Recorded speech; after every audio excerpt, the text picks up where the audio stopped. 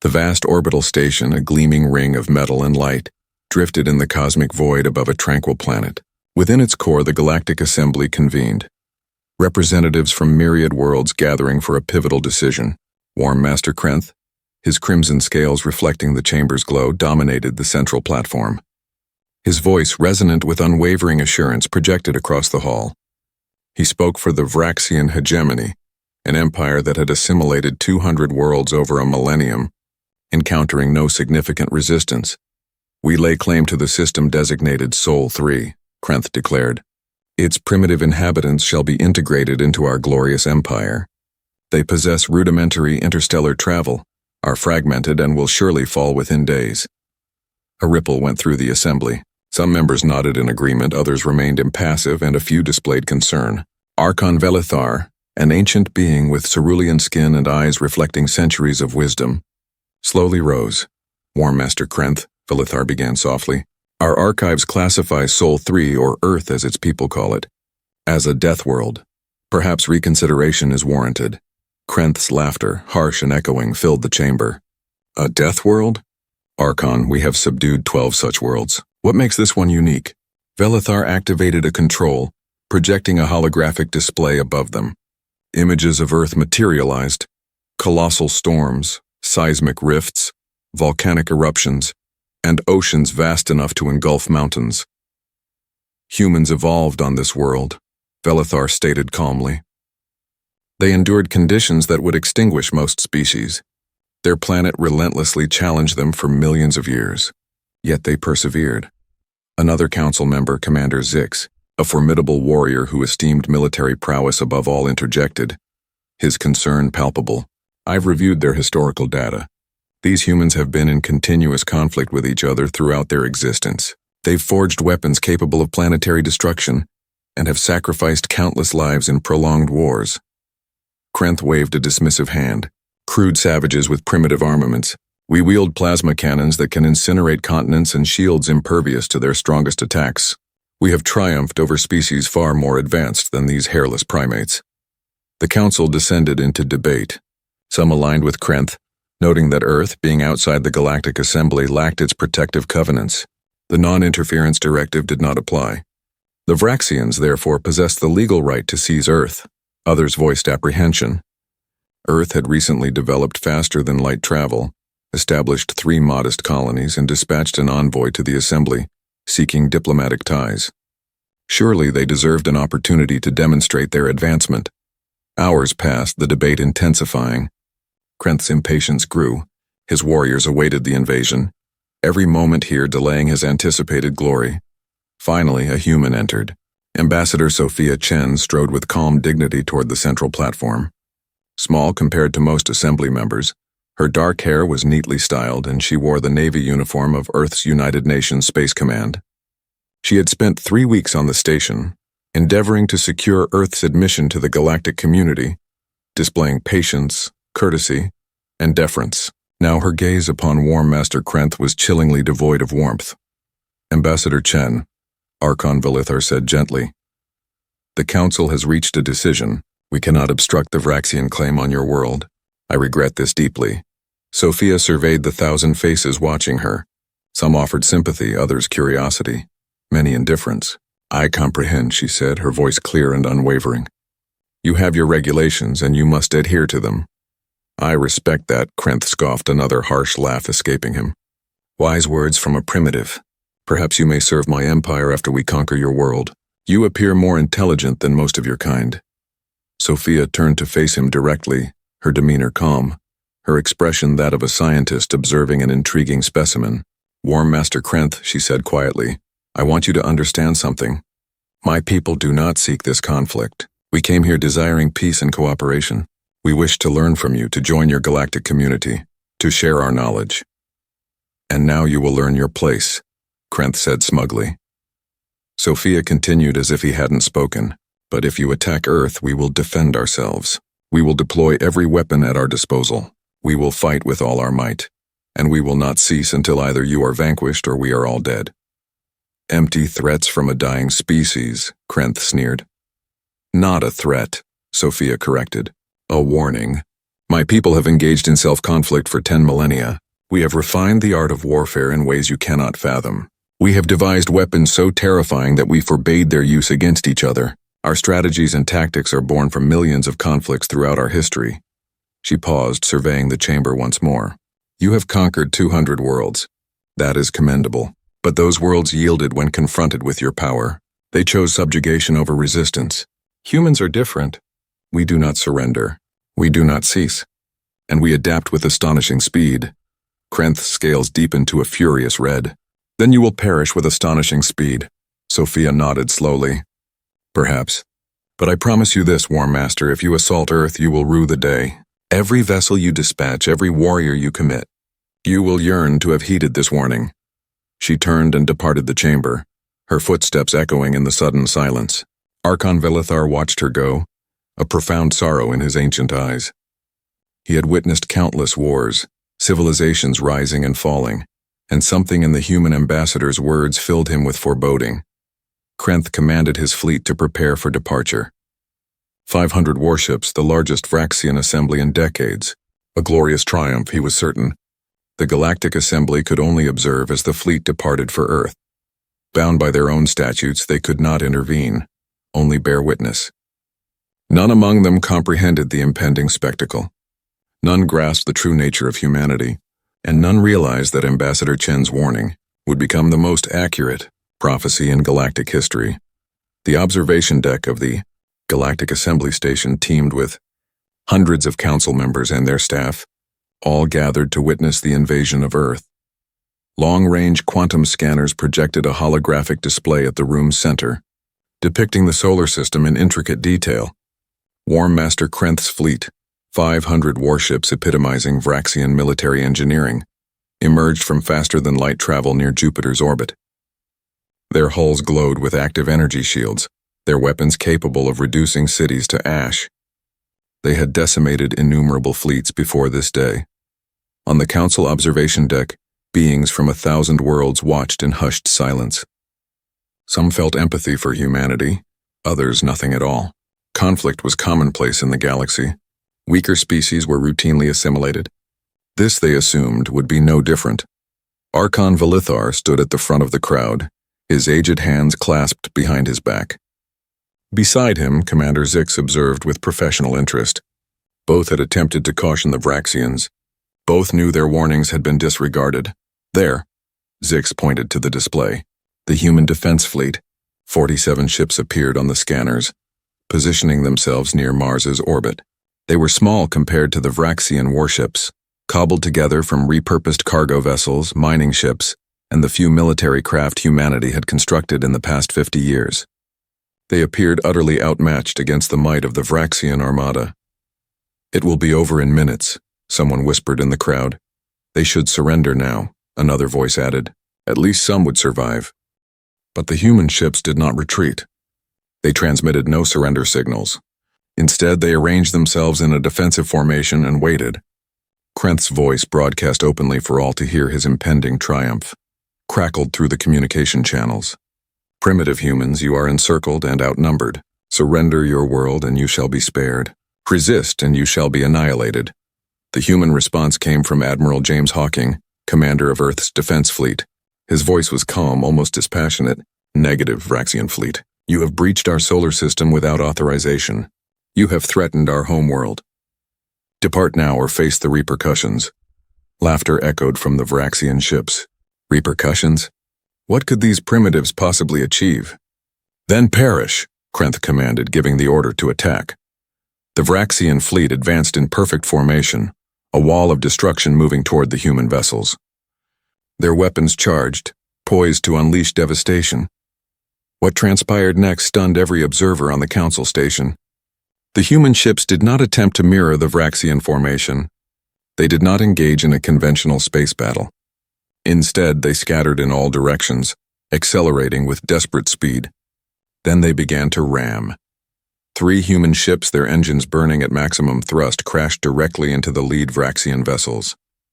The collisions obliterated both the human ships and their targets in colossal explosions. The Vraxian shields, designed to absorb energy weapons, offered scant protection against thousands of tons of metal and fuel moving at incredible velocity. Madness, someone on the observation deck breathed. They are self-destructing! But the human ships kept coming. Another 2 vessels slammed into Vraxian cruisers, destroying both. The Vraxian formation fractured as ships desperately tried to evade the suicidal assaults. Then the humans unveiled their other armaments, thousands of missiles launched from the remaining human ships. These were not conventional missiles. They were simple kinetic kill vehicles, dense chunks of metal accelerated to extreme speeds. They were inexpensive to produce and lethal on impact. The Vraxian shields, calibrated for laser and plasma weaponry, proved ineffective against them. Dozens of Vraxian ships sustained damage. Their hulls cracked and ruptured under the kinetic impacts. Some lost propulsion, others life support. They are employing forbidden weapons, a council member exclaimed in horror. Kinetic bombardment violates galactic warfare conventions. Earth never ratified those conventions, Velithar said quietly. They are not bound by our rules of civilized warfare. The battle raged on. Human ships employed tactics no civilized species would consider. They lurked behind asteroids, ambushing Vraxian vessels. They detonated their own reactors when cornered, taking enemy ships with them. They unleashed nuclear weapons, channeling their radiation into laser beams that sliced through Vraxian armor. One human ship, already crippled and venting atmosphere, used its final moments to position itself between an enemy cruiser and a Vraxian battleship. When both Vraxian ships fired, intending to finish off the human vessel, their weapons struck each other instead. The Vraxian fleet had anticipated a swift triumph, expecting humans to fight honorably, adhering to accepted norms of space combat. They had expected to win. Instead, they found themselves battling an adversary devoid of honor, rules, or mercy. The humans fought like cornered beasts, like predators who would rather die than yield. After 6 brutal hours of combat, Warm Master Krenth ordered a retreat. His fleet had lost 150 ships. The humans had lost 40 of their original 47 vessels. By any traditional metric, the humans had suffered a defeat.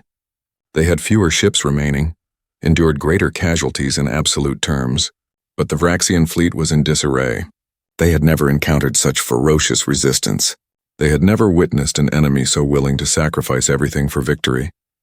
On the council observation deck, silence reigned supreme. No one spoke. No one moved. They had just witnessed something that challenged every preconceived notion of warfare. Finally, Ambassador Sophia Chen entered the observation deck.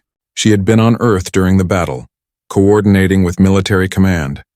Now she stood before the assembled council members, her uniform unblemished, her expression neutral. Ambassador Chen, Archon Velithar said softly, "Your losses were severe." "Yes," Sophia agreed. "We lost good people today. Brave people who gave their lives defending Earth. The Vraxians will return," Commander Zix stated.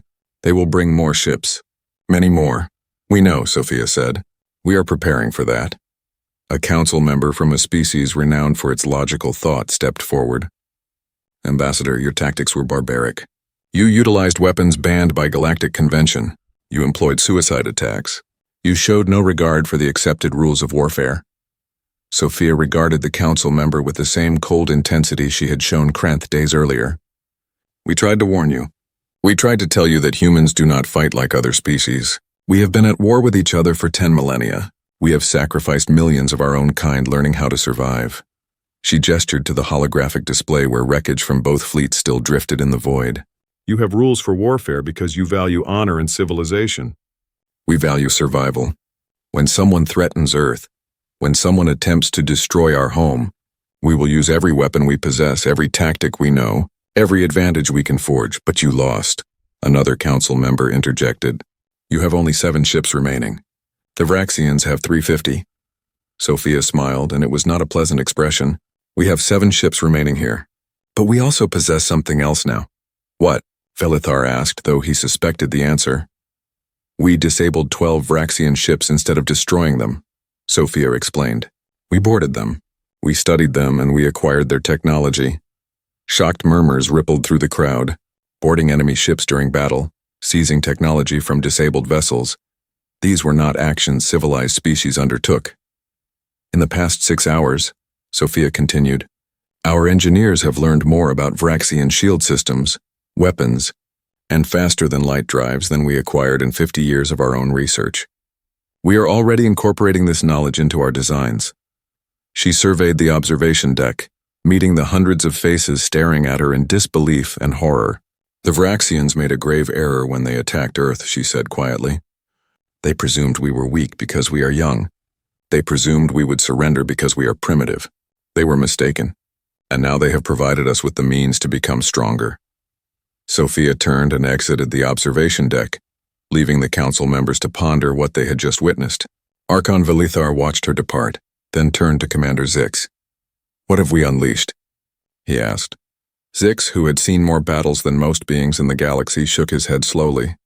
"Something formidable," he said. "The humans do not fight for conquest. They fight for survival, and species that fight for survival do not cease until either they triumph or they are extinct." In the holographic display, the remaining human ships were already in motion, not retreating to Earth to regroup, not awaiting another Vraxian assault. They were salvaging every piece of technology from the battlefield, learning from their adversary, even as their own fallen drifted in the darkness. The Galactic Assembly watched in silence, and for the first time in centuries, many of them felt a long-forgotten sensation. They felt fear. 3 weeks had passed since the initial engagement. The Galactic Assembly anticipated Earth's capitulation. Every known species throughout history had surrendered after such devastating losses. It was the logical course, the civilized action. Humanity did not yield. On the Council observation deck, Archon Velithar watched the quantum scanners with escalating disbelief. What he observed defied all logic. "They are building," he murmured. Commander Zix stood beside him, analyzing the data with professional fascination. Not merely building, they are transforming their entire civilization into a war machine. The scanners depicted Earth and its colonies operating at an impossible pace. Every factory, every shipyard, every manufacturing plant had been repurposed for military production. Civilian cargo vessels were stripped down and rebuilt as warships. Mining ships were being outfitted with armaments. Even passenger transports were converted into troop carriers. They've increased their fleet from 7 to 73, Zix noted, in 3 weeks. The quality must be inferior, another council member asserted. Ships constructed so rapidly cannot be effective. Look closer, Velithar instructed, touching a control to zoom in on one of the new human vessels. They are not attempting to match Vraxian technology. They are constructing inexpensive, swift ships that can be produced in vast quantities. Quantity over quality. On the far side of the solar system, Warm Master Krenth prepared his response. His pride was wounded, his reputation tarnished. The entire galaxy observed, awaiting his decisive action against this primitive species that dared resist. He had summoned reinforcements. His fleet now numbered 2,000 warships, the largest invasion force the Vraxian hegemony had assembled in centuries. There will be no mercy this time, Krenth informed his officers. No prisoners. Earth will burn. They will be overwhelmed, he declared. No matter how many crude ships they build, they cannot withstand our might. His fleet advanced toward Earth with unshakable confidence. The Council watched as the two forces converged near Earth's moon. The Vraxian fleet was a destructive wall, their shields glowing powerfully, their weapons charged and ready. The human fleet moved to intercept. 73 ships against 2,000. It should have been a massacre. Then something peculiar appeared on the scanners. Thousands of tiny signatures, too small to be ships, swarmed around the human vessels like insects. What are those? Someone on the observation deck queried. Drones, Commander Zix stated, leaning forward to scrutinize the display. Unmanned combat drones. The truth became stark as the battle commenced. Humanity had not merely built ships in the past 3 weeks. They had transformed their entire industrial capacity into a drone factory. Millions of small, inexpensive combat drones now filled the space around their ships. Each drone was little more than a rocket engine, a basic computer, and an explosive payload. They cost next to nothing to construct. They required no life support. They possessed no shields and minimal armor. But there were millions of them. The Vraxian fleet opened fire, their potent weapons obliterating drones by the hundreds. Energy beams sliced through swarms. Missiles detonated, taking out dozens at a time. It made no difference. For every drone destroyed, 2 more emerged. The drones attacked in waves, crashing into Vraxian ships by the thousands. Each explosion was minor, barely sufficient to scratch the shields. But thousands of small explosions accumulated. Vraxian shields began to flicker and fail under the incessant bombardment. Impossible, Krenth roared, watching his displays in disbelief. Where are they all originating from? The answer was simple and terrifying. Every factory on Earth, every manufacturing facility on the human colonies, every 3D printer and assembly line had been repurposed to produce these drones. Humanity was fabricating weapons faster than the Vraxians could destroy them, and behind the drone swarms, the human ships employed the same vicious tactics from the first battle. They targeted Vraxian life support systems. They utilized damaged ships as shields. They detonated nuclear weapons amidst enemy formations. One human captain, her ship crippled and surrounded, did not attempt to escape. Instead, she accelerated directly into a Vraxian battleship, her engines burning at maximum power. The collision annihilated both vessels, but it also created a debris field that damaged a dozen nearby Vraxian ships. On Earth, millions of volunteers sat at control stations, each remotely piloting multiple drones. They were civilians, devoid of military training. Gamers, engineers, students, retirees. Anyone capable of operating a computer interface was given control of combat drones. When their drones were destroyed, they simply assumed control of new ones. The supply was endless.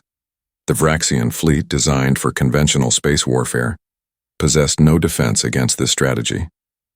Their formidable weapons were useless against such tiny, numerous targets. Their shields could not withstand the constant assaults. Their tactical computers, programmed for civilized warfare, could not predict the chaotic movements of millions of drones. After 8 hours of combat, Warm Master Krenth ordered another retreat. His fleet had lost 800 ships. The humans had lost 45 vessels and approximately 3 million drones. But humanity was already producing more drones. The manufacturing never ceased. Factories operated around the clock, assembly lines running at maximum speed. Materials were harvested, processed, and transformed into weapons as rapidly as physically possible. On the Council observation deck, silence had become the norm. No one knew what to say anymore. What they were witnessing should not have been possible. They are not fighting a war, Velithar said quietly. They are fighting for survival, and they will sacrifice everything for it. A council member from a peaceful species, one that had never known conflict, spoke with confusion. But why? Why do they not surrender? Why do they continue to squander lives when defeat is inevitable? Commander Zix answered before Velithar could. Because for humans, surrender is not an option. I have extensively studied their historical records over the past 3 weeks. Do you know what I discovered? The council members waited. Humans have a saying, Zix continued. They say we will fight them on the beaches. We will fight them on the landing grounds. We will fight in the fields and in the streets. We will fight in the hills. We will never surrender. These are not mere words to them. This is their mindset. This is how they survive. He gestured to the holographic display where human ships were already moving to salvage Vraxian technology from the battlefield. Look at them. They just lost 45 ships and millions of drones, but they are not mourning. They are not afraid. They are learning. They are adapting. They are appropriating our technology and making it their own. Another council member, this one from a species with a robust military tradition, spoke up. But they are still losing. The Vraxians can deploy more ships. Eventually Earth will exhaust its resources, will they? Velithar challenged. Observe the mining operations in their asteroid belt. Look at the industrial facilities on their colonies. They are extracting resources at an impossible rate. They are pushing their population to exhaustion, sacrificing comfort and safety for production. He paused, his ancient eyes filled with sorrow. Most civilized species would collapse under such strain. Populations would rebel, governments would fall, but humans are different. They are united by fear, anger, and determination. Every loss fuels their resolve. Every death makes them more desperate. Ambassador Sophia Chen entered the observation deck. She appeared utterly exhausted. Her uniform was rumpled, dark circles beneath her eyes. She had barely slept more than a few hours in the past 3 weeks. Ambassador, Velithar said gently, your people fought commendably today. We lost good people, Sophia said, her voice flat with fatigue. But we also learned valuable lessons. The Vraxian fleet is powerful, but it is designed for traditional warfare. We are adapting our tactics to exploit their weaknesses. You cannot win, a council member stated bluntly. The mathematics are against you. The Vraxians can field 5,000 ships if necessary. Eventually, you will be overwhelmed. Sophia looked at the council member with eyes that had witnessed too much death in too short a time. You are thinking like a civilized species, she said. You are thinking about acceptable losses, strategic value, and cost-benefit analysis. She gestured to the holographic display where her people's ships moved among the wreckage, salvaging, learning, and preparing for the next engagement. We are not thinking about winning in a traditional sense. We are thinking about making the cost so prohibitive that the Vraxians decide we are not worth conquering. We are thinking about survival at any price, and we are thinking about what we will do to them if they do not cease. A chill swept through the observation deck. The assembled council members, beings from 1,000 worlds, suddenly grasped a terrifying truth. Humanity was not fighting to triumph. They were fighting to ensure that if they fell, they would drag their enemies down with them. They fought with the desperation of a species that had nothing left to lose. And they were just beginning. Warm Master Krenth, on his flagship in the outer solar system, scrutinized his casualty reports and felt something he had never experienced in 2 centuries of warfare. Doubt. His officers assured him that Earth would fall. More ships were en route. More warriors were ready. Victory was certain. But Krenth recalled Ambassador Chen's warning, spoken in the council chambers what felt like a lifetime ago. You will regret it, she had said. For the first time in his long military career, Warm Master Krenth wondered if he had made a terrible mistake. 2 months had elapsed since the Vraxian invasion commenced. The Galactic Assembly had observed 3 major battles, each more brutal than the last. The Vraxians had lost over 2,500 ships. Humanity had lost hundreds of vessels and countless drones. Everyone anticipated the next Vraxian assault. What no one expected was what actually transpired. The council observation deck erupted in pandemonium as alarms blared across the holographic displays. Multiple emergency signals arrived simultaneously from 3 different Vraxian border systems. What is occurring? Archon Velithar demanded. The display shifted, showing 3 Vraxian colony worlds far from Earth. Human ships had materialized in all 3 systems at once, moving faster than should have been possible with the technology Earth possessed just months prior.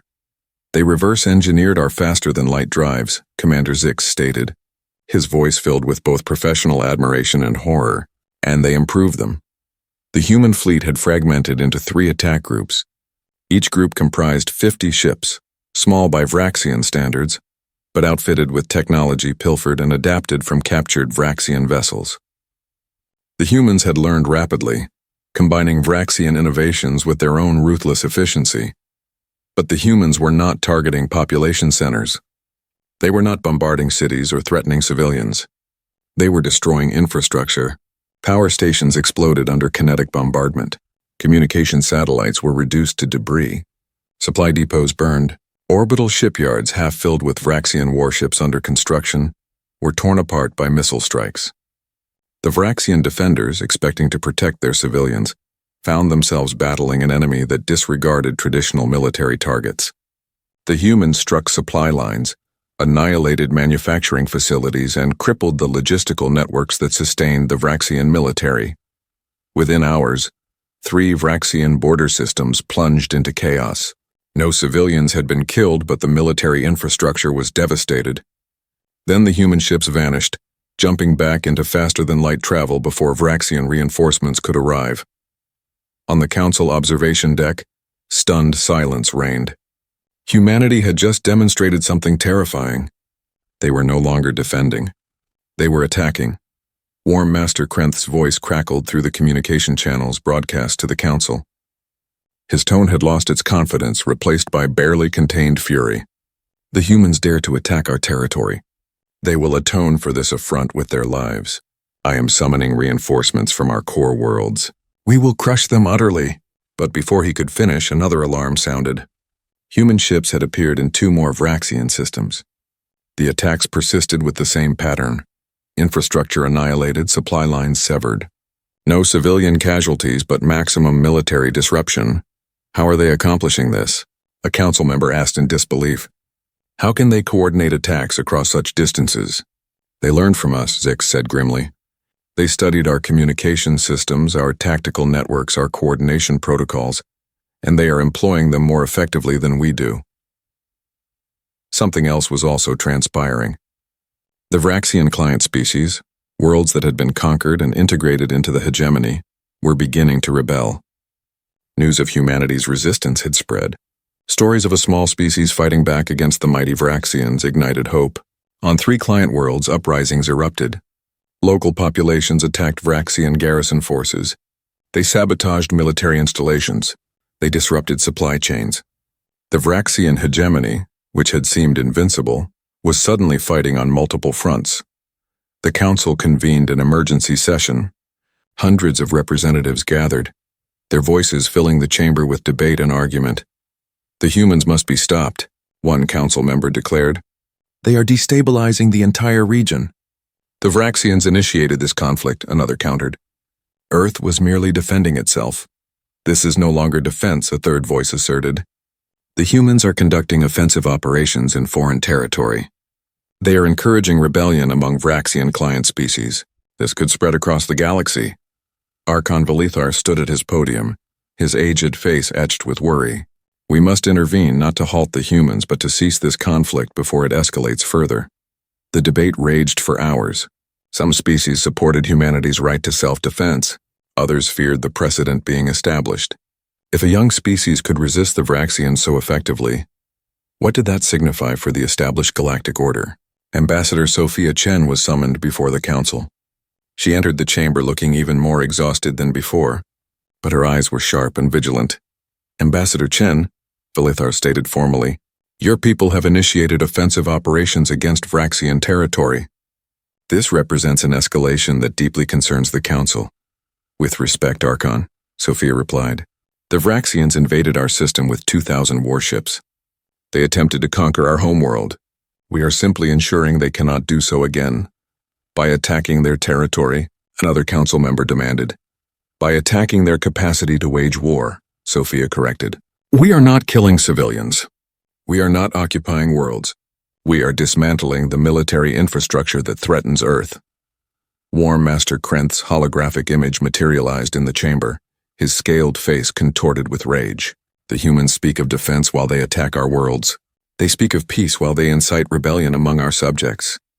They must be annihilated. Sophia turned to face his image calmly. We issued a warning, War Master. We advised you to retreat. You chose to disregard that warning. You chose this conflict. Now you will witness humanity's true capabilities.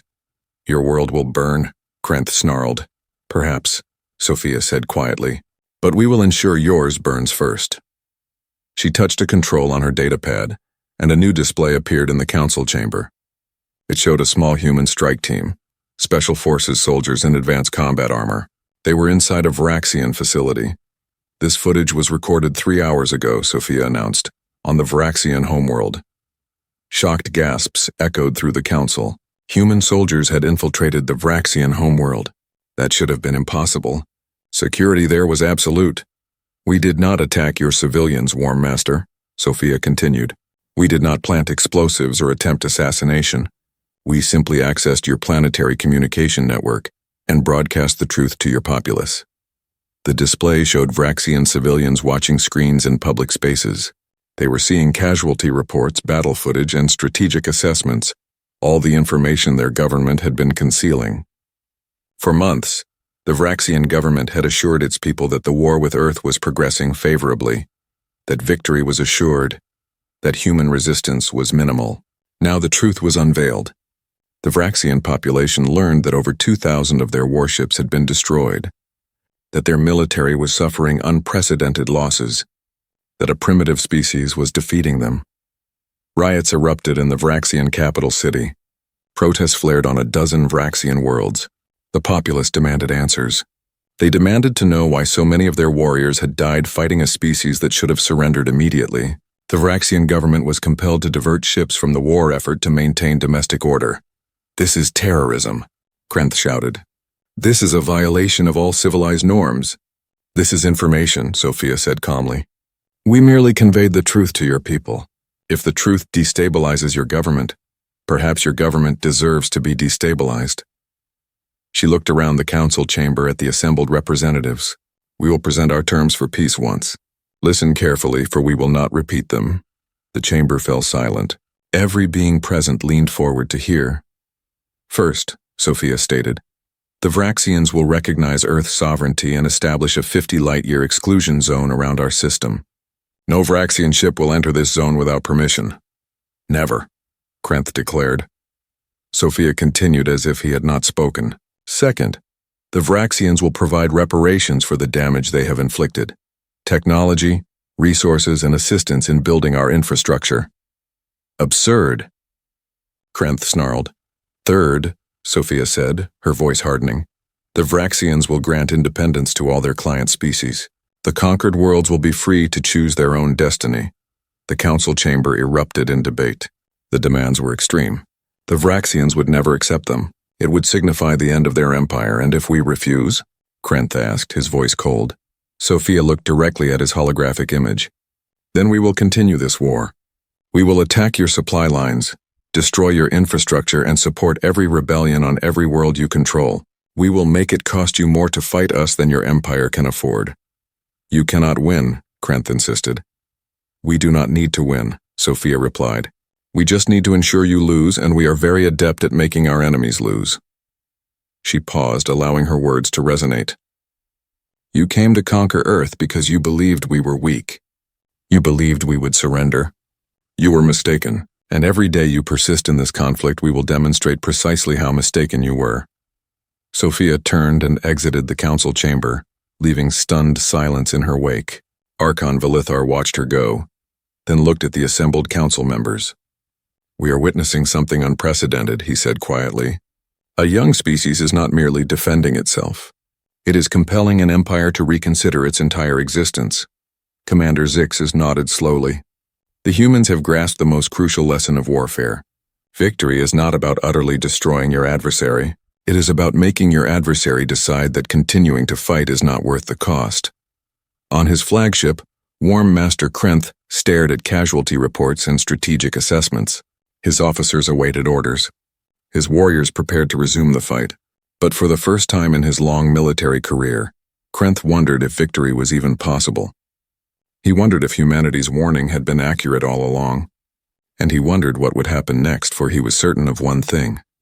The humans were not finished. They were just getting started.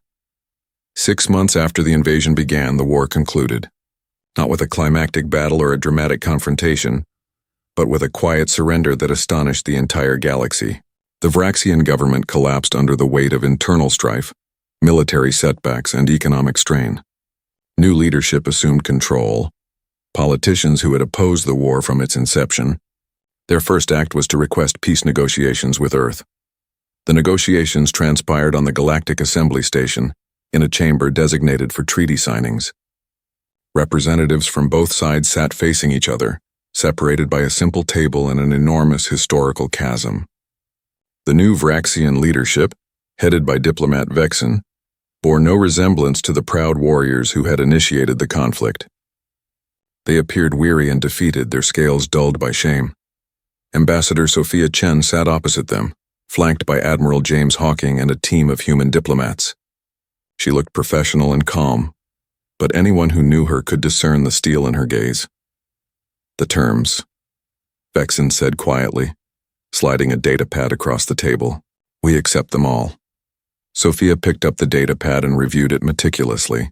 Recognition of Earth's sovereignty, a 50-light-year exclusion zone, technology transfers and resource payments as reparations, independence for all Vraxian client species, everything humanity had demanded.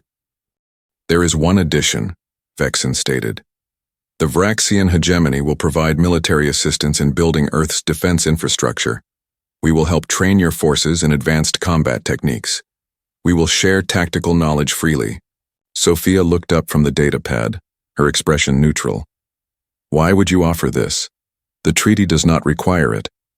Vexen's translator struggled to convey the emotion in his voice. Because we have learned a profound lesson, Ambassador Chen. We learned that humanity is far more formidable than we ever imagined. We learned that your species does not fight for conquest or glory. You fight for survival, and you will sacrifice everything to ensure that survival." He paused, his eyes meeting Sophia's. "We also learned that if we ever face a threat we cannot manage alone, humanity might be the only species willing to do what is necessary to stop it. We would rather have you as allies than enemies." The treaty was signed that day. The Vraxian fleet withdrew from human space. The client species were granted independence, though many opted to maintain friendly relations with their former rulers. The galaxy observed and learned. 3 weeks later, the Galactic Assembly convened a special session. The chamber was packed with representatives eager to witness history.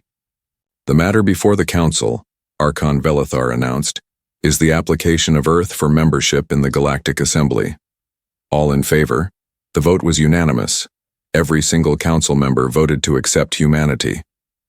But as Sophia walked to the central platform to accept Earth's membership, she could discern the truth in their faces. They were not voting out of respect or friendship. They were voting out of fear.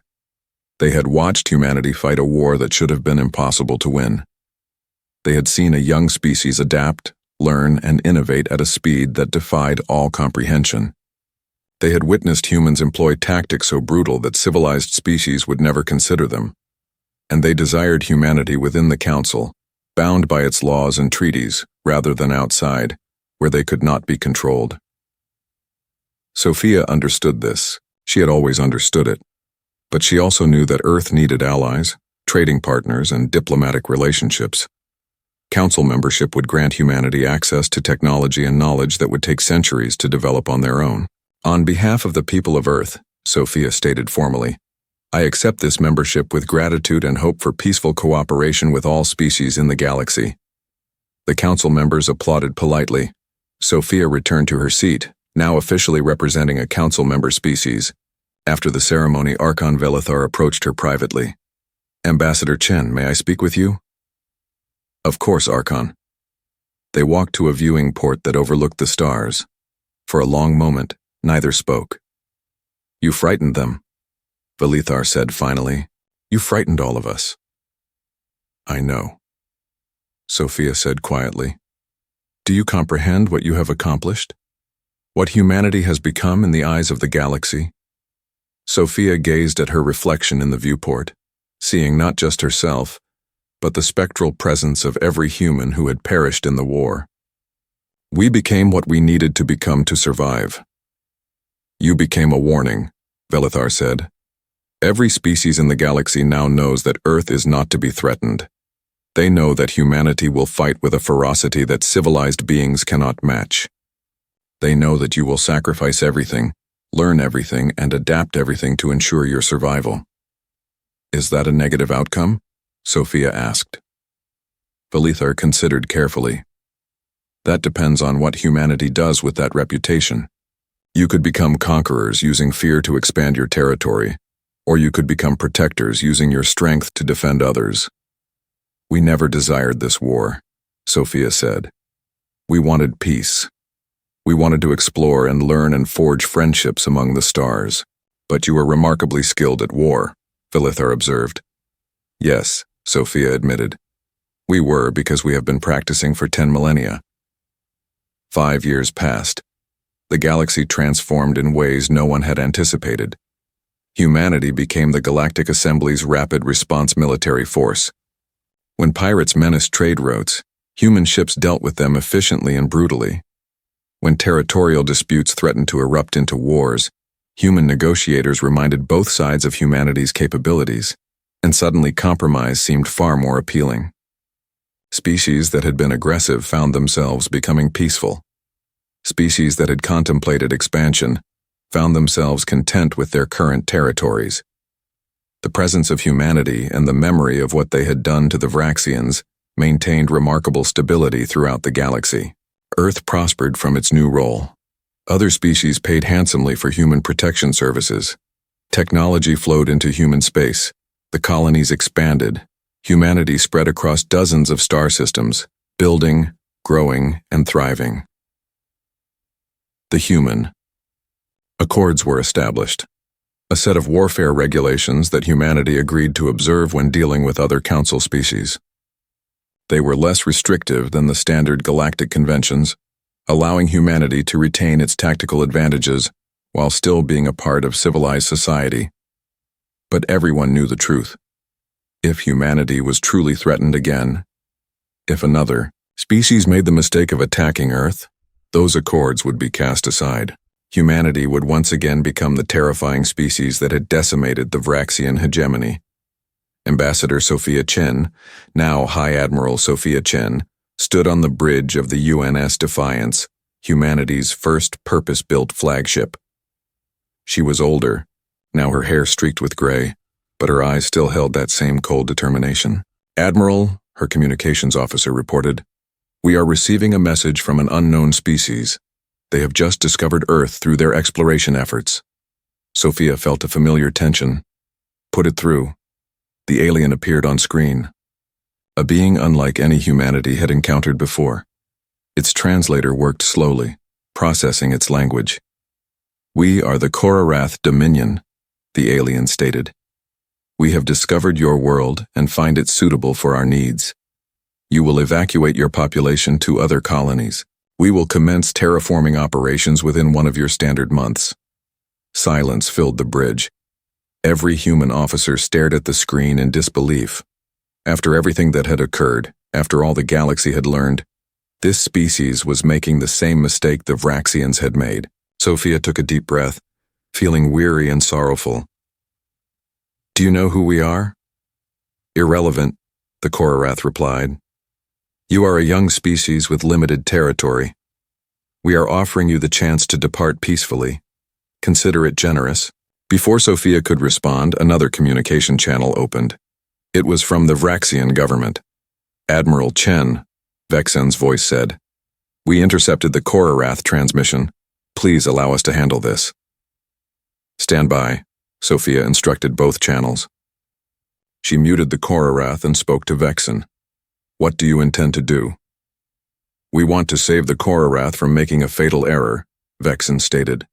"We have sent them detailed files on the human-Vraxian war, battle footage, casualty reports, tactical analyses, everything." Sophia waited. On her screen she could see the Korarath representative receiving data. Its expression shifted as it reviewed the files. Confidence became concern. Concern became shock. Shock became terror. "We," the Korarath stammered, "we did not know. We did not understand. We withdraw our claim immediately. Please accept our apologies. We meant no disrespect to humanity." The communication cut off abruptly. Scanners showed the Korarath ships turning away from Earth at maximum speed. Sophia unmuted the channel to Vexen. "Thank you for the assistance." "It was necessary," Vexen said. "The galaxy must remember what happens when Earth is threatened. Some species need to learn from the mistakes of others, rather than making those mistakes themselves." The communication ended. Sophia's officers relaxed, smiling at the Korarath's hasty retreat. But Sophia did not smile. She looked out at the stars and contemplated what humanity had become. They were respected throughout the galaxy. They were feared by every potential enemy. They had achieved a level of security and prosperity that seemed impossible just 5 years ago. But they were also alone in a way they had never been before. Other species were friendly, but cautious, never forgetting what humanity was capable of when threatened. "Admiral," her first officer said quietly, "was it worth it?" Sophia considered the question carefully. She thought about the thousands who had perished in the war.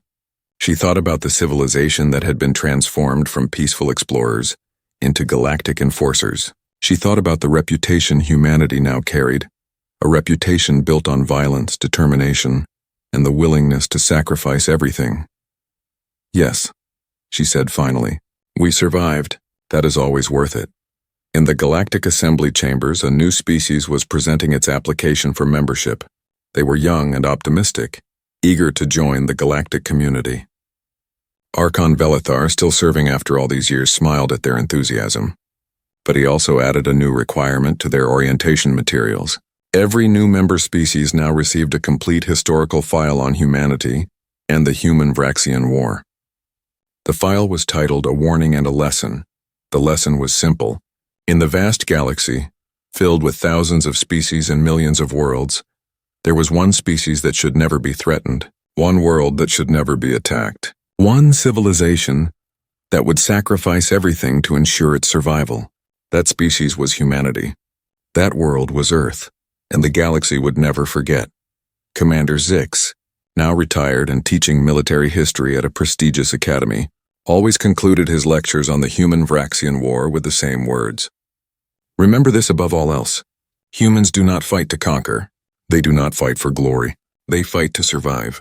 And when a species fights for survival, they become the most dangerous force in the universe. If you ever encounter humanity, be very careful, be respectful, and whatever you do not threaten their homeworld. His students, beings from a dozen different species, always ask the same question. But surely some species could defeat them if they tried hard enough. Zix would smile sadly and shake his head. You could destroy Earth, you could kill every human in the galaxy, but in the process of doing so, you would pay such a terrible price that your own civilization would fall. That is the human guarantee. If they die, they will take you with them. And that, he would conclude, is why humanity is the most terrifying species in the galaxy, not because they cannot be beaten, but because they ensure that beating them is never worth the cost. Across the stars, humanity continued to grow and thrive. They explored new worlds, made new discoveries, and built new relationships. They were part of the galactic community now, contributing their knowledge and receiving knowledge in return. But every human ship still carried weapons. Every human colony still maintained defenses. And every human child still learned the history of the Vraxian War and the price that had been paid for Earth's survival. They would never forget who they were. They would never forget what they were capable of. And they would never stop being ready to defend their home. In the darkness of space, among the countless stars of the galaxy, one word had taken on a new meaning, a word that made aggressive species reconsider their plans, a word that brought peace through the promise of terrible violence. That word was simple, human.